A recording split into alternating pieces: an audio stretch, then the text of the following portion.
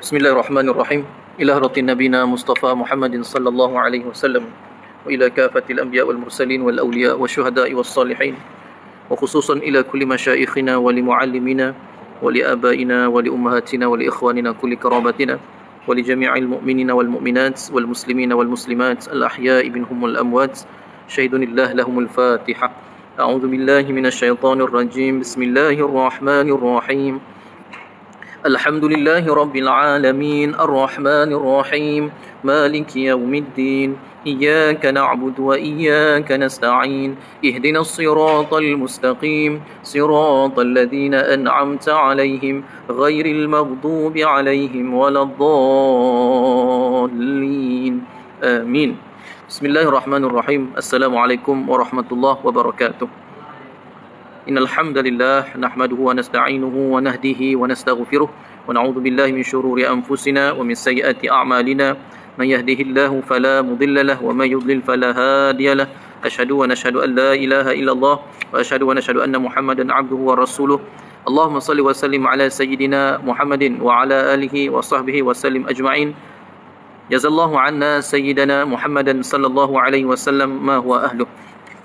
Alhamdulillah, kita bersyukur kepada Allah, selawat dan salam kepada junjungan mulia Nabi Muhammad sallallahu alaihi wasallam.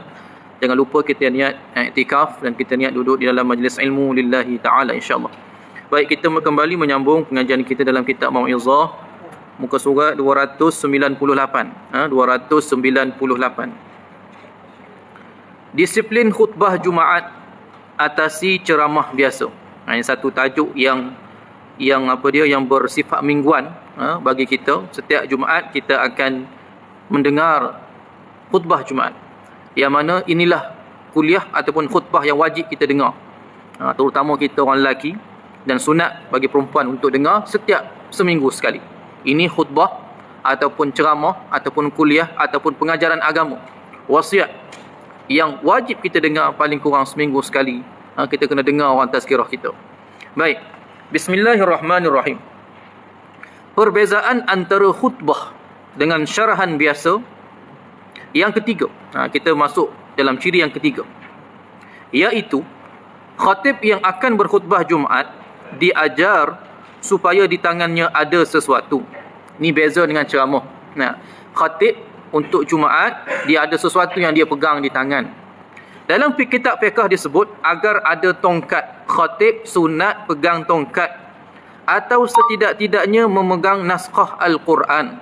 Maknanya kalau dia naik mimbar, kena ada sesuatu dekat tangan dia. Tongkat. Kalau zaman Nabi ada ketika Nabi berkhutbah guna pedang.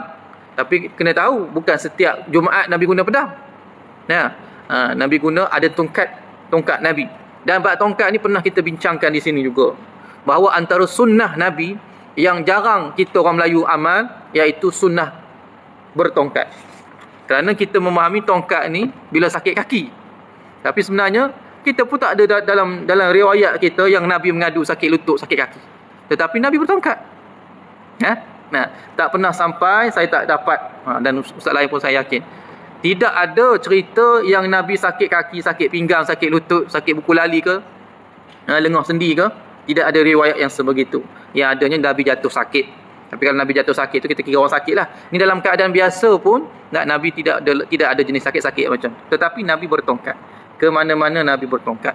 Bahkan sunnah para anbiya ada tongkat. Pegang tongkat. Jangan kita ingat Nabi Musa saja ada tongkat. Ataupun Nabi apa lagi ada tongkat. Nabi Ibrahim saja tidak. Semua Nabi. Semua Nabi dia ada tongkat dia masing-masing. Dan tidak ketinggalan Nabi Muhammad sallallahu alaihi wasallam. Jadi sebab tu ada ulama yang sebut sunat bagi orang yang sudah berusia 40 tahun. Untuk dia bertongkat. Ini cerita bila jadi Nabi kan. Dan usia 40 ni tanda usia kematangan. Dia sudah beralih daripada fasa mencari dunia kepada fasa untuk kembali ke alam yang kekal abadi. Alam akhirat. Jadi sunat bagi orang yang umur 40 untuk ada tongkat. Dia ayah-ayah sekalian, dan saya nasihat untuk diri saya juga, untuk kita ada tongkat masing-masing. Tongkat ni kena ada lah. Bukan nak pergi kebun saja bawa ada tongkat. Ataupun ada orang nak jogging kan. Jogging dia bawa kayu satu. Jadi tongkat ni sunat kita ada. Dan bukan ketika sakit saja kita pakai tongkat. Semua keadaan. Dan Nabi sebegitu insya-Allah. Baik. Dan antara hikmah juga tongkat ini mengingatkan bahawa kita ni usia kita sudah sampai satu tahap, kita kena ingat ke alam akhirat lebih dah. Lebih banyak dah. Kita kena mula sikit demi sedikit kita bertatih dan meninggalkan cerita sibuk dunia ni. Kita nak kejar yang sana pula. Baik. Dalam kitab fiqh disebut agar ada tongkat, ni khatib balik, atau senjata seperti busar panah, lembing atau tongkat setidak-tidaknya memegang naskah Al-Quran. Maknanya kita ni ambil dua dah. Kalau khatib kita ni pegang teks khutbah lagi, lepas tu pegang tongkat lagi. Cuma tongkat ni saya banyak masjid yang saya naik, taklah banyak sangat, tak adalah lebih 10 kan. Kebanyakan tongkatnya susah dipegang. Saya tak tahu tukang kayu yang buat tongkat ni pasal apa dia buat tongkat tu besar sangat. Betul tak? Susah nak pegang. Dia tidak ukuran standard tangan kita. Yang sedap pegang macam pegang raket. Macam raket badminton ataupun macam pegang golf. Kayu-kayu golf tu. Yang sedap pegang, cukup ngam-ngam. Kalau besar sangat dia macam tu lah. Kita kadang-kadang tak sampai satu genggam kita. Yang sedap pegang yang setakat genggam kita. Macam kita pegang botol ni besar lagi, nak kecil lagi, semolek-moleknya. Jadi tidaklah sampai besar sekali. Tapi dia macam cokma yang parlimen tu kan. Dia terbesar sangat. Tak kenalah. Baik. Yang ni cuma sedikit penambahbaikan lah. Jadi kalau nak lain kali lah takut nak tukar, ingatlah. Bila nak tukar tu jangan cari yang besar sangat. Cukup ngam-ngam tangan kita pegang. Biar selesa. Khatib nak pegang tu biar selesa. Baik. Kalau nak sedap lagi, biar ada sponge sikit, biar lembut sikit. Itu mengada lah tu saja. Baik. Maknanya ada benda yang dipegang ketika kita berkhutbah. Tujuannya, nanti kita tengok, supaya sidang Jumaat itu ada rasa gerun terhadap khatib, kerana kewajipan khatib juga dia ni sebagai pemimpin untuk menyebarkan ilmu agamanya kepada masyarakat. Mana kata kena ada gerun, kena ada izzah, hormat. Ni tak? Bila dia naik khatib, alah dia ni lagi. Kita tak nak tidur lah. Dia kena khatib ni, dia biar ada orang nak naik, orang bila dia naik tu, bila dia bercakap orang celik mata. Bukan orang kuyu mata ataupun tutup mata. Dia nak khatib yang sebegitu. Sebab tu bila khutbah ni biasanya ucapannya tegas. Kita kena berucap dengan nada yang tegas, nada yang besar, bukan nada mengantuk. Kalau kita ni kebanyakannya bermasalah sedikit, sebab ini perlu kepada latihan. Nak kata bakat ni nombor bakat tu kena ada juga. Tapi sebenarnya latihan ni boleh mengatasi, iaitu latihan berkhutbah. Dia ada nada naik turun dia ni khutbah ni. Jangan baca khutbah ataupun kita berkhutbah macam baca buku teks sekolah. Kita hendaklah memegang segala yang terkandung di dalam kitab Al-Quran. Seterusnya kita sebagai masyarakat jangan guna nada macam tu. Jadi orang mengantuk. Dia kena ada naik turunnya. Ada perkataan yang perlu kita naikkan suara sebagai tanda penegasan. Ada kalanya kita turunkan suara sebagai nak menunjukkan benda ni benda sedih dan sebagainya. Lepas tu kena ada potongan-potongan dia. Jangan potong setengah jalan. Contoh tak? Abu hendak ke sekolah dengan berbasikal. Kemudian dia makan di sana. Jadi cara potong tu tak kena. Yang ni perlu kepada latihan, perlu kepada kita tahu mana kita nak berhenti. Kadang-kadang nak berhenti ni sebab nak bernafas. Jadi contoh, Abu hendak ke sekolah dengan menaiki basikal. Nampak? Kita naikkan perkataan dengan, nak menunjukkan penegasan Abu ke sekolah dengan berbasikal. Jadi ini antara seni ataupun kemahiran berkhutbah yang kena ada sebagai khatib untuk menarik pendengar ataupun makmum supaya mendengar. Sebab apa? Ini ceramah yang bulat, yang mingguan, yang wajib dengar. Jadi kita kena usahalah. Dan orang ini sememangnya mestilah dihormati, digeruni, ataupun dihargailah, dimuliakan oleh para jemaah. Senjata atau tongkat di tangan khatib untuk menarik perhatian sidang Jumaat, memberi tumpuan terhadap ucapan khatib berkenaan. Jadi yang ada di tangan untuk menunjukkan ketegasan, untuk menarik perhatian. Itu tujuan dia. Bukan ada ada kuasa ke tak ada. Bukan jenis, bukan untuk yang tu. Baik. Itu yang ketiga. Yang keempat, khatib hendaklah membuka khutbahnya, yakni memulakan khutbah dengan ucapan Alhamdulillah. Kita tahu kan maksud dia. Apa dia? Segala puji hanya berhak bagi Allah. Kemudian berselawat kepada Nabi. Wassalatu wassalamu ala Rasulillah. Diikuti dengan ucapan wasiat Ayyuhan nas ittaqullah. Ini tiga yang wajib ada dalam khutbah. Menegaskan pada sidang Jumaat bahawa yang diucapkan oleh khatib semuanya dari urusan Allah. Kita sedang berbicara urusan Allah, bukan kehendak hati khatib. Yang semuanya ini daripada Allah.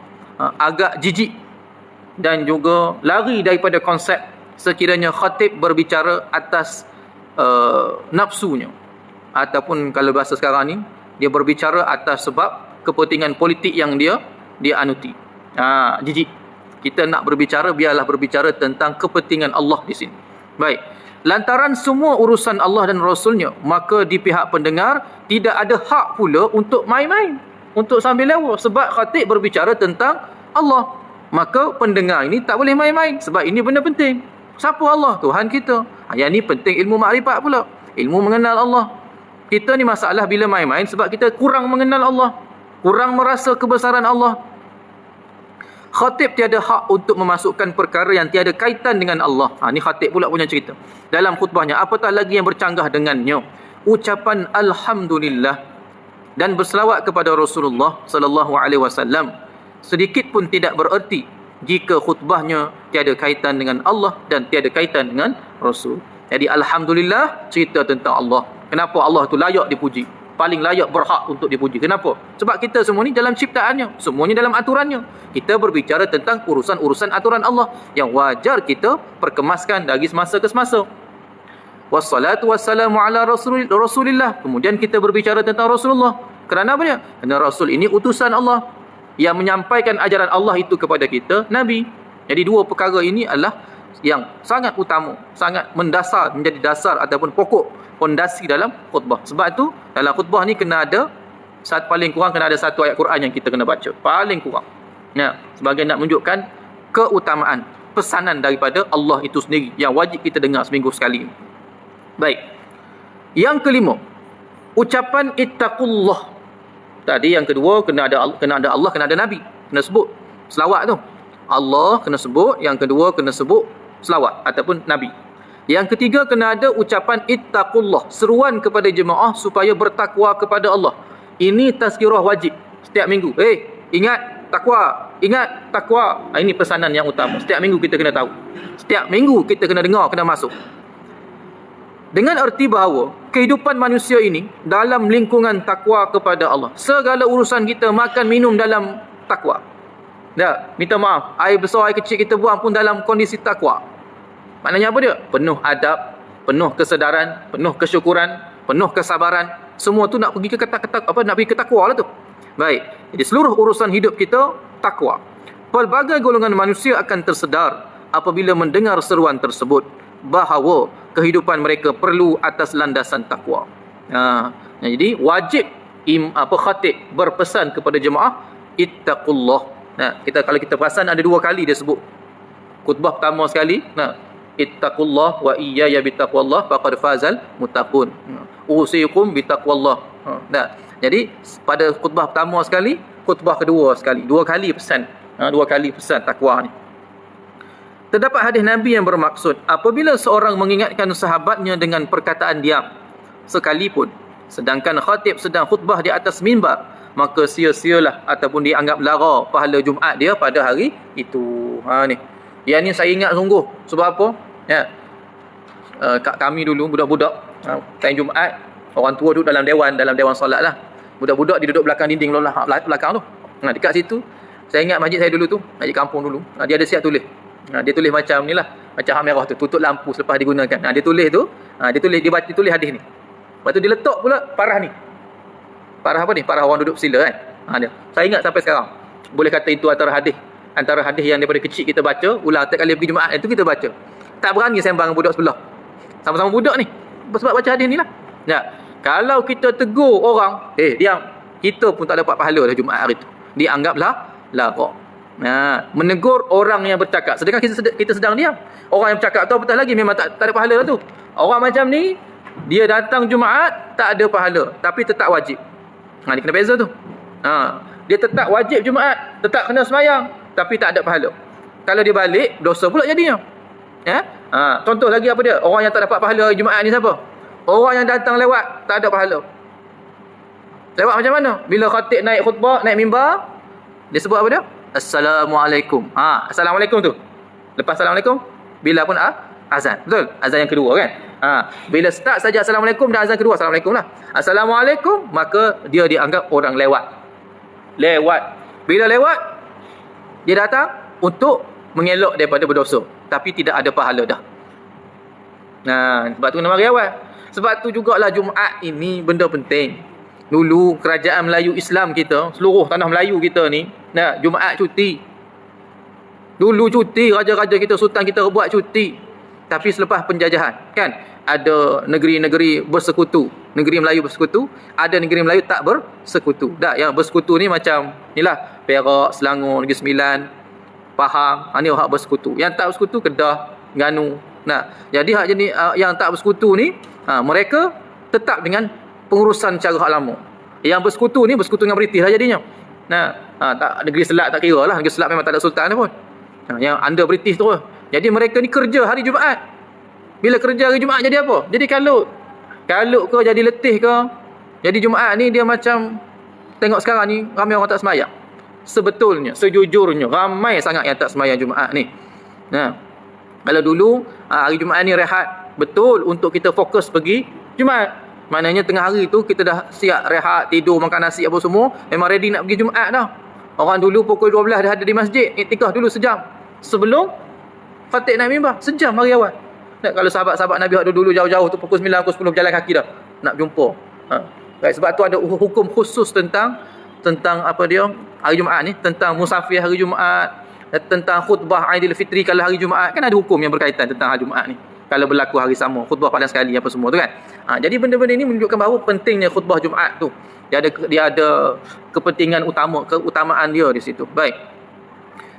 Apa lagi yang boleh membatalkan pahala Jumaat kita? Antaranya adalah berbuat perkara lara.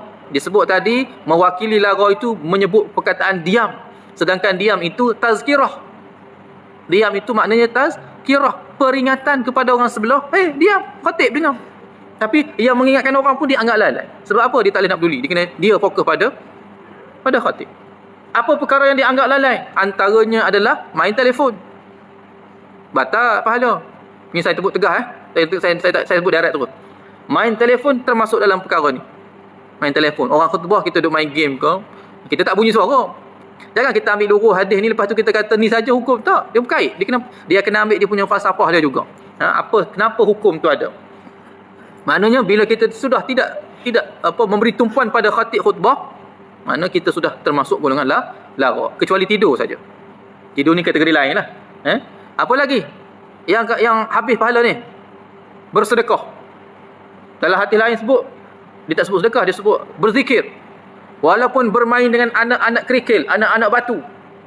Bila main dengan anak batu kan, sahabat dulu duduk atas tanah. Atas tanah tu dia ada tanah macam-macam lah batu. Ada kan? Main dengan anak batu pun tak boleh. Nah, maknanya apa? Supaya kita tumpu. Ada yang memberi maksud bermain dengan anak batu ni dengan erti kata berzikir. Sebab mengira-ngira anak batu ni macam berzikir. Macam buat tasbih lah. Dibuat tasbih dengan anak batu tadi. Ada menyebutkan bila khutbah kita bertasbih juga membatalkan pahala kita. Hukum dia makruh. Dia tak haram, hak makruh. Kalau haram jadi berdosa, dia tak berdosa. Tapi makruh. Itu kalau sudut hukum. Tapi dari sudut pahala habislah. Sebab dia termasuklah lara. Lepas tu sedekah. Ada masjid dia buat tabung bergerak. Kan, yang ada roda tu kan. Sini saya tak ada kot. Yang ada roda, dia buat tabung petak, ada yang sedap lagi dia guna lori. Ada dalam video kan. Dia guna lori trailer tu. Lepas tu dia bergerak sendiri. Yang sedapnya, yang lagi syoknya guna remote control. Lalu kat sah. Nah, waktu khatib khutbah itu pun termasuk dalam perkara lara. Ini perbahasan para ulama. Walaupun benda ni ada khilaf, tapi saya lebih cenderung untuk menyatakan ianya termasuk dalam perkara lara juga. Maknanya kita sudah lari hati ataupun fokus kita pada khatib khutbah. Kena ingat. Itu penting khutbah. Sebab khutbah ni kan ganti kepada 2 rakaat solat Zuhur.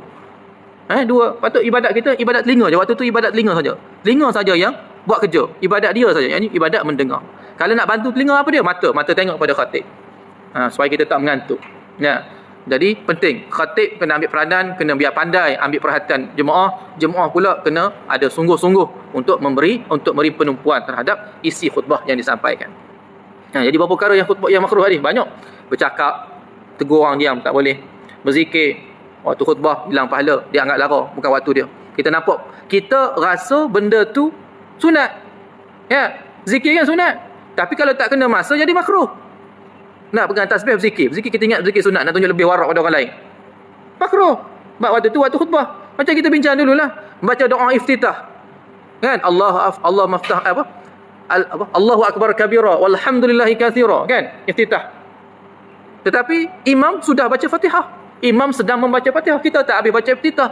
Kita sambung juga iftitah kita dengan Fatihah imam tengah baca, kita duk kumat kamik baca iftitah kita. Makruh hukum dia. Pada ketika itu, yang lebih utama kita dengar bacaan Fatihah imam. Nah, imam baca Fatihah sunat.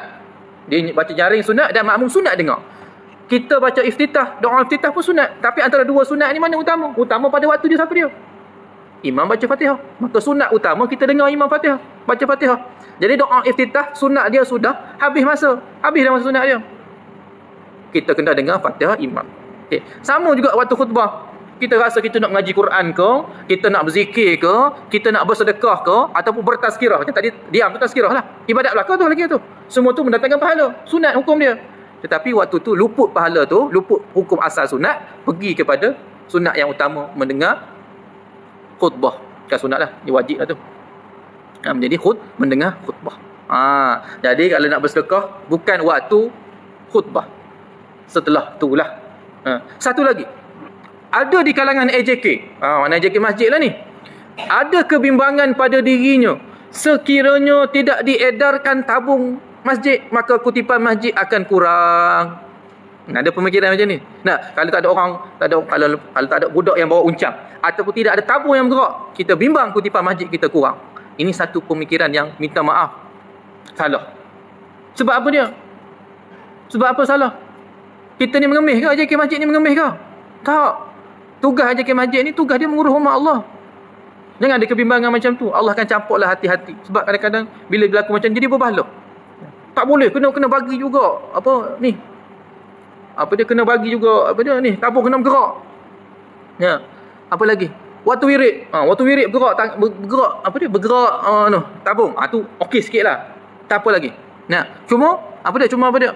Jadi isu apa dia? Kadang-kadang imam ni dia wirid cepat. Sebab apa imam wirid cepat? Imam dia pandai baca suasana. Kalau hari tu nampak kalut sikit ataupun panas sangat, maka dia pendekkanlah dia punya bacaan. Dia pendekkan dia punya wirid. Tapi ada orang tegur, imam baca wirid panjang sikit. Orang nak kutip ni. Nanti orang balik. Ada tegur macam tu. Minta maaf lah. Kena faham dia ni. Dia buat duit ni urusan Allah. Kalau kita khidmat baik, jaga rumah Allah baik, nanti Allah lorongkan lah siapa-siapa nak sedekah. Kita buat yang baik. Kita jangan bimbang buat duit ni. Yang penting buat kerja Allah ni. Buat urusan agama buat baik, Allah hantarlah siapa-siapa. Kita contoh tak? Contoh seperti kita buat ni. Kita dah usahakan kapet yang terbaik, apa lagi, airconnya baik, tandasnya baik. Orang datang puas hati. Allah loronglah ke dia. Bagi sedekah. Siap tanya, tabung mana tabung? Tak perlu kita nak hulu ke dia. Bukan pengemis ni. Masjid bukan pengemis. Masjid sediakan khidmat terbaik. InsyaAllah Allah lorongkan siapa-siapa. Jadi sikap sebegitu kena buang. Ataupun pemikiran. Bukan sikap, pemikiran. Bimbang orang tak sedekah. Sebab apa? Tak bergerak tabung. Minta maaf. Silap faham macam tu. Sebab kalau wirid sebaik-baiknya, okey lah. Wirid okey lagi. Wirid walaupun nak bergerak tak apalah. Tapi jangan kata bila tak berwirid, ataupun imam wirid pendek, nanti tak cukup kutipan. Jangan. Jangan. Baik. Panjang sikit cerita bab makruh. Pokoknya benda yang selain daripada khatib, mendengar khatib berkhutbah, maka walaupun ianya ibadat, maka benda tu tertolak. Tertolak. Maknanya jadi makruh. Hilang pahala. Hilang pahala Jumaat kita. Baik. Menegur pihak lain bererti dia telah terpengaruh dengan situasi sekeliling hingga hilang tumpuan terhadap khutbah yang penting yang dituntut oleh agama. Hendaklah disedari makmum yang terlalai sedikit sahaja bererti dia tiada tumpuan ataupun ingatan terhadap isi khutbah. Allah mendendanya dengan hilang pahala Jumaat. Pernah tak bila kita lepas kita balik, kita berfikir tentang apa yang disampaikan oleh khatib tadi? Maknanya kita kurang-kurang kita tahu tajuk apa. Pernah tak? Pernah tak tajuk khutbah ni dibawa sembang dalam masyarakat? Sembang kat kedai kopi ke, sembang kat beranda masjid ke? Pernah tak macam tu? Jarang sangatlah, tak ada dengar lah. Sebab apa tak ada dengar? Sebab apa? Kita tak beri penumpuan. Kadang-kadang khutbah masalah juga. Hari polis sedunia. Hari bomba sedunia. Apa lagi? Hari jururawat. Jadi kadang-kadang benda-benda ni menyebabkan kita rasa macam formaliti sajalah. Macam formal, benda formal saja. Ya, khatib ni memang dia cerita apa, sebab dia ambil khutbah, isi khutbah daripada pemerintah. Ulil amri, dia ada kepentingan dia untuk disampaikan kesedaran ini kepada jemaah. Cuma lepas ni kita akan sambung juga, khatib kena pandai juga baca situasi. Khatib ini kena orang yang alim, orang faqih juga. Alim maknanya kena ada ilmu agama lah. Jangan kita lurus baca khutbah semata-mata, tetapi kita lupa bahawa umat kita, orang Kariah, orang kampung kita nak apa. Jadi khatib ni kena ambil tengok, kena pandai baca suasana. Contoh apa masalah di kampung, waktu itulah dia selit. Selit dalam 2 perenggan, 1 perenggan pun tak apa dah. Selit 1 perenggan ataupun 2 perenggan pun tak apa dah. Sebab isi khutbah biasanya daripada Majlis Agama Negeri. Ianya isunya lebih umum. Sedangkan khutbah ni seminggu sekali je kita nak jumpa orang ramai. Kita nak nasihat orang ramai, kita nak beri peringatan kepada orang ramai. Jadi imam ataupun khatib kena ambil lah 1 perenggan. Kena buat 1 perenggan tambahan. Isu apa contoh? Hadirin sekalian, dah contoh dah. Kita sebagai umat Islam, dalam kita mengingat tentang Hari Polis Kebangsaan, cuba kita lihat kepada situasi semasa di kampung kita. Adakah kampung kita benar-benar sudah selamat daripada sebarang mara bahaya? Maka daripada sini perlulah kita memperingatkan antara satu sama lain. Kita perlu memperkukuhkan hubungan antara jiran tetangga. Kita kenalah berbaik sangka dan kita kenalah saling menegur antara satu sama lain. Semoga kejiranan dalam kampung kita ini dapat hidup seperti bersatu teguh bercerai roboh. Lepas tu dia tambah sikit hadis Nabi tentang jiran. Nah, kita tengok kadang-kadang isu dia apa dia? Kampung kita ni berbalah pasal jiran, berbalah apa dia? Ataupun lepas ni contoh isu dia, isu lembu lepas.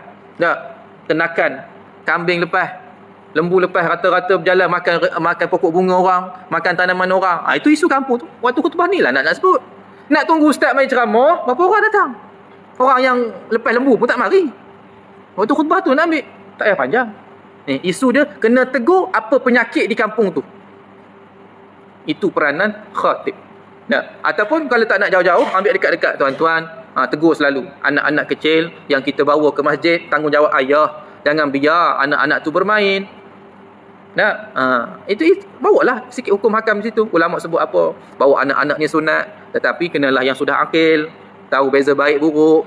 Jangan datang-datang kacau kita nak semayang. Maknanya ibu bapa bawa anak tetapi kena pandu, jangan lepas macam tu. Jangan biar dia bising, kita kena kontrol, kena jaga. Itu isu yang kena dibawa oleh khatib. Waktu Jumaat hak dalam ni senyap, hak luar tu. Ni belakang tu.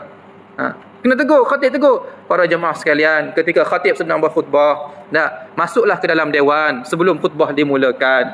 Jangan duduk di bawah garaj, jangan duduk di bawah pokok. Semua ini tidak mendapat pahala Jumaat kita. Tegurlah. Nampak? Maknanya khatib kena tahu penyakit. Penyakit siapa? Penyakit orang kampung dia lah. Tegur sepatut. Itu baru betul. Jangan masuk isu politik. Isu politik jadi nafsu. Jadi kita kena bawa isu Allah di sini, supaya umat ni selamat belaka. Umat ni semua dapat pahala. Umat ni semua menggembirakan hati Nabi. Semuanya dapat redha Allah. Itu tujuan khatib. Nasihat seminggu sekali. Baik.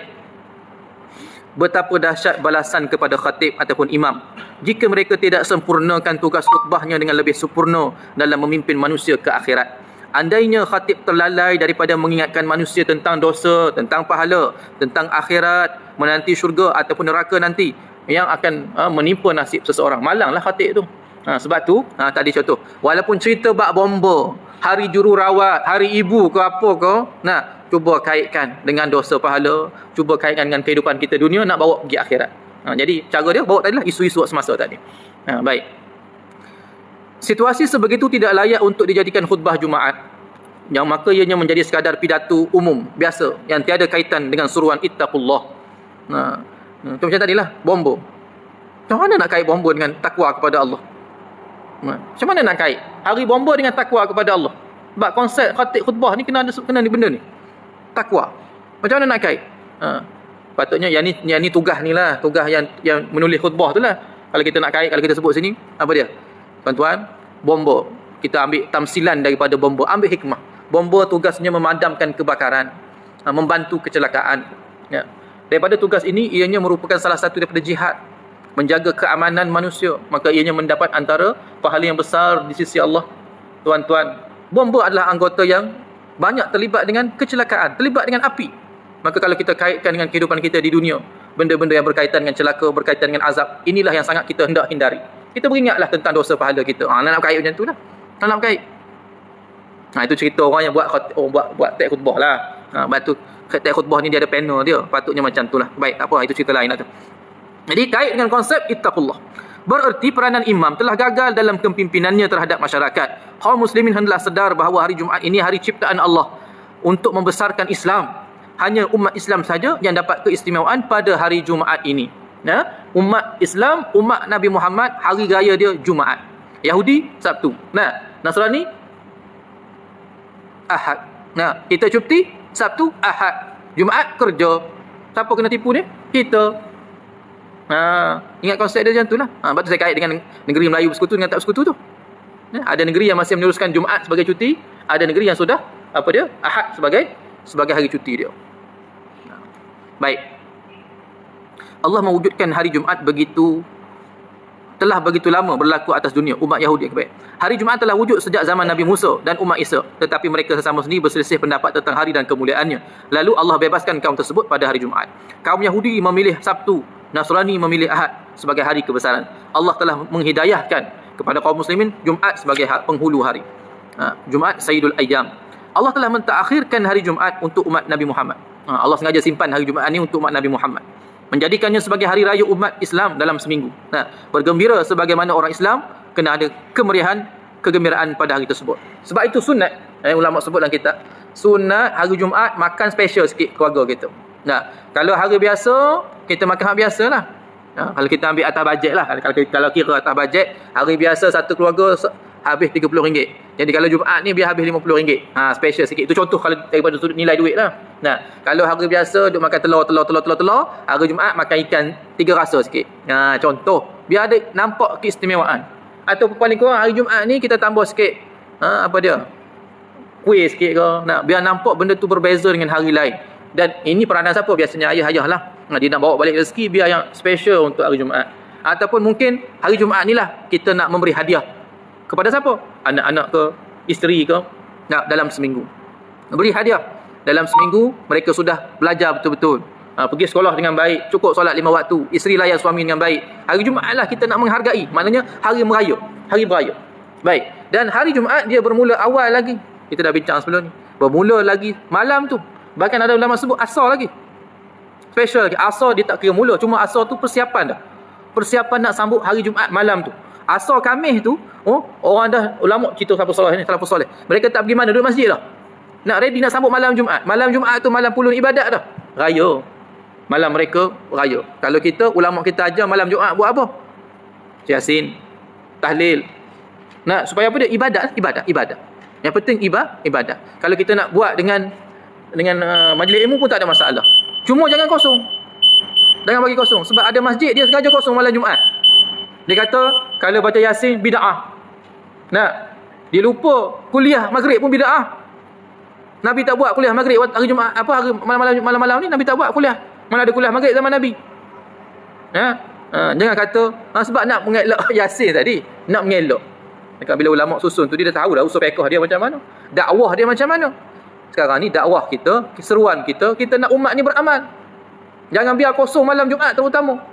Jadi kalau tak ada ustaz, kita buat baca Yasin. Kalau ada ustaz, kita buat ceramah. Baca buat Al-Quran. Kenapa pilih Yasin? Kalau Al-Kahfi panjang sangat pula. Al-Kahfi. Lepas isyak nak baca Al-Mulk pula, letih mulut. Tok Imam apa letih ya? Maghrib tu nak baca Al-Kahfi dah. Lepas isyak nak baca Al-Mulk pula. Baca Yasin. Yasin qalbu Quran. Yasin qalbu Quran. Memang ada hadis yang sifat dia lemah. Bukan lemah, dhaif. Minta maaf. Hadis dhaif. Kita baca Yasin Jumaat ni. Dhaif. Pun ulama ambil sebagai fardhu amal supaya beramal. Lagipun ini bukan berkaitan dengan hukum halal haram. Hukum halal haram wajib guna hadis sahih. Kena guna hadis sahih. Paling kurang hasan. Hadis dhaif tak boleh guna buat hukum hakam. Tapi sekarang ni kita bukan cerita hukum hakam. Cerita bab beramal. Bila bab beramal, ulama ringankan. Hadis dhaif pun boleh pakai. Baik. Jadi ambil mana-mana yang berkaitan supaya umat ini beramal. Dikumpul-kumpul untuk beramal. Itu cara usul fiqh dia tentang Yasin malam Jumaat.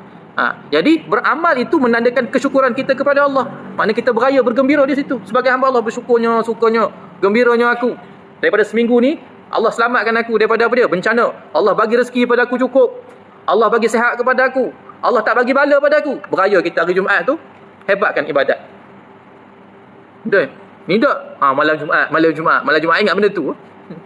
Anak-anak kena tidur awal tak? Malam Jumaat. Ingat ayat tu je. Baik. Kaum muslimin sebaik manusia lebih dahulu mendapat kemenangan. Baik. Dalil hari Jumaat, hari kemenangan Islam.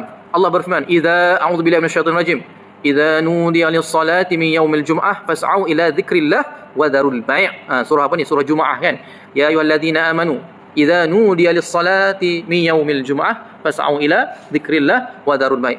Wahai orang-orang yang beriman, ya ayyuhalladzina amanu idza nudiya lis-salah, apabila kamu diseru, maknanya dengar azan, diajak, idza apabila nudiya, diajak, diseru kepada salah. Lepas tu min yaumil jum'ah, solat hari Jumaat, fas'au ila, maka bersegeralah, bersegeralah kepada zikrillah wa dharul bai'. Maknanya bersegeralah kepada mengingati Allah, maknanya mari masjid lah, ingat pada Allah, usai ibadat tu, dan tinggalkan jual beli. Maknanya apa dia? Urusan jual beli di sini ulama sebut haram pada ketika khatib naik mimbar Jumaat. Orang lelaki tak boleh jual beli pada hari, bukan hari Jumaat, pada waktu ni. Contoh, ni kedai sebelah ni lah, kedai masjid. Tengah khatib khutbah, ada budak nak beli roti. Tak boleh. Tak boleh jual beli waktu tu, kecuali orang perempuan. Nak jual orang perempuan, nak beli orang perempuan, tak apa. Orang lelaki tak boleh, orang lelaki kena bagi duduk sini. Bukan suruh tutup kedai tu kata tak boleh haram jual hari Jumaat. Tidak, waktu tu. Waktu ni waktu khusus untuk kita dengar khutbah, duduk dalam masjid. Orang lelaki kalau dia buat benda lain, itu semua haram lah tu. Kecuali orang sakit. Sebab tu nak ukur jalan ke, apa lagi, nak makan ke. Baik, jadi tinggalkan, bersegera kepada zikrullah, fas'au ila zikrillah wa dharul bai', dan tinggalkan jual beli. Jual beli sebagai tamsilan segala urusan dunia, jangan keras, ataupun jangan kita lihat jual beli saja yang haram. Segala urusan pekerjaan dunia tinggalkan. Maka jual beli itu perwakilan sahaja. Maknanya kalau menoreh pun tinggal, takat ikan pun tinggal. Baik, tinggal semua dunia, mari sembahyang. Baik. Allah mengarahkan supaya meninggalkan jual beli. Ayat itu diturun di Madinah kerana kegiatan orang Madinah banyak berniaga pada ketika itu. Jadi wakil daripada perniagaan itu sebenarnya boleh berkait dengan segala urusan dunia. Baik, wallahu taala a'lam. Tanda muka surat 302. Bismillahirrahmanirrahim. Allahumma salli wa sallim ala sayyidina Muhammad miftahi babi rahmatillah adada ma fi ilmillah salatan wa salaman daimaini bidawamin mulkillah wa ala alihi wa sahbihi. Allahumma faqihna fid din wa 'allimna at-ta'wil wa sallallahu wa sallama alaihi walhamdulillahi rabbil alamin. Assalamualaikum warahmatullahi wabarakatuh.